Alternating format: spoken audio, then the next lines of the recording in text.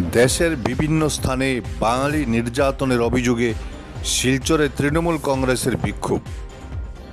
দেশের বিভিন্ন রাজ্যে বাঙালিদের উপর নির্যাতন সহ বিজেপির বিরুদ্ধে বিভাজনের রাজনীতির অভিযোগ তুলে শিলচরে বিক্ষোভ কর্মসূচি পালন করল তৃণমূল কংগ্রেস।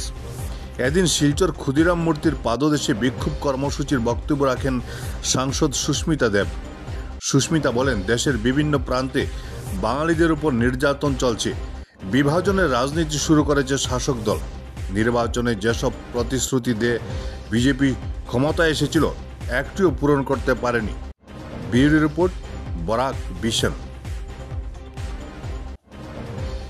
মমতা বন্দ্যোপাধ্যায় আমাদের নেত্রী 21শে জুলাইয়ে ঘোষণা করেছিল যে বিজেপির বিভাজনের রাজনীতির বিরুদ্ধে আসাম প্রদেশ তৃণমূল কংগ্রেস বিভিন্ন বা প্রত্যেকটা জেলাতে একটা আন্দোলন করবে। আজকে শিলচর ছাড়া অন্যান্য জেলাতেও এই আন্দোলনটা শুরু হলো। আগামী দিনে আমরা এই আন্দোলনটা চালিয়ে যাব।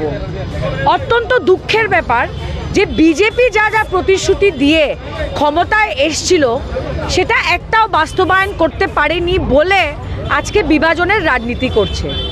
বাঙালিদের যেভাবে হেনস্থা করা হচ্ছে দিল্লিতে, রাজস্থানে, গুড়গাঁওয়ে, ওদেরকে উলঙ্গ করে মারপিট করা হচ্ছে, সেটা আমরা ধিক্কার জানালাম এবং আমাদের নেত্রী সেটার বিরুদ্ধে আন্দোলন করছে।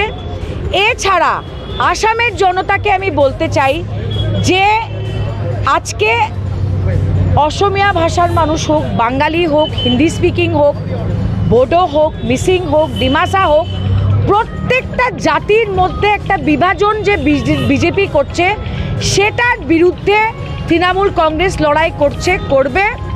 ইভিকশন করছে ইলেকশনের 6 মাস আগে ভোটের জন্যে। হিন্দু বাঙালিদের বলল কার দিয়ে আমরা নিরাপত্তা দিব, শুধু 2 জন নাগরিকত্ব পেয়েছেন। অসমিয়া জাতিকে বলা হয়েছিল যে বিপ্লব শর্মা কমিটির পরে অসমিয়া জাতির নিরাপত্তা হবে, সেটাও হয়নি। তো কাকে কি দিয়েছে বিজেপি? বিজেপি কিছু না করতে পেরে এখন ভোট ব্যাংক পলিটিক্স করতে গিয়ে হিন্দু, মুসলমান, অসমিয়া, নন অসমিয়া, জনজাতি, এসটি, নন এসটি সবার বিরুদ্ধে এই বিভাজনের রাজনীতি করছে। সেটা আমরা হতে দেব না।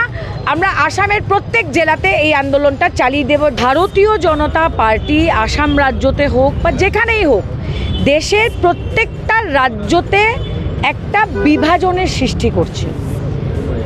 কেন বিভাজন করছে?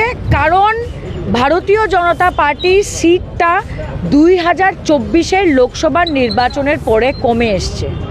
এখন ওরা বুঝতে পারছে যে যারা বিজেপিকে ভোট দিয়েছিল অনেক আশা নিয়ে, ওরা বিজেপির পাশ থেকে সরে যাচ্ছে। যখনই বিজেপির পজিশন, যখনই বিজেপির মাঠে সমর্থন কমে যায়, তখন বিজেপির কাছে একটাই রাস্তা থাকে, বিভাজনের রাজনীতি। আজকে উচ্ছেদ করছে আর মুখ্যমন্ত্রী বলছে যে 1971-এর আগে যারা এসছেন আপনাদের আমি জমি দিব। আবার বলছেন যে আসামের ডেমোগ্রাফি বদলে যাচ্ছে মাইনরিটি কমিউনিটির মানুষের জন্যে।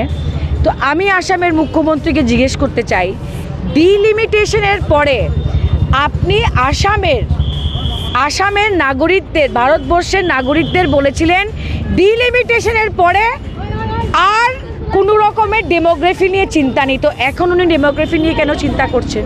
আসামের মুখ্যমন্ত্রীকে আমি সাবধান করে দিলাম, আপনার শেষ কিন্তু শুরু। আপনি যেভাবে মানুষকে, এই দেশের নাগরিককে হেনস্থা করছেন সেটা আসামের জনতা কোনোভাবেই মানবেন না।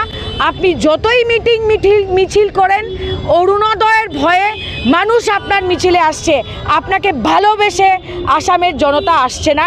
আর তৃণমূল কংগ্রেস মাঠে আছে, থাকবে, আর আমরা লড়াই করব।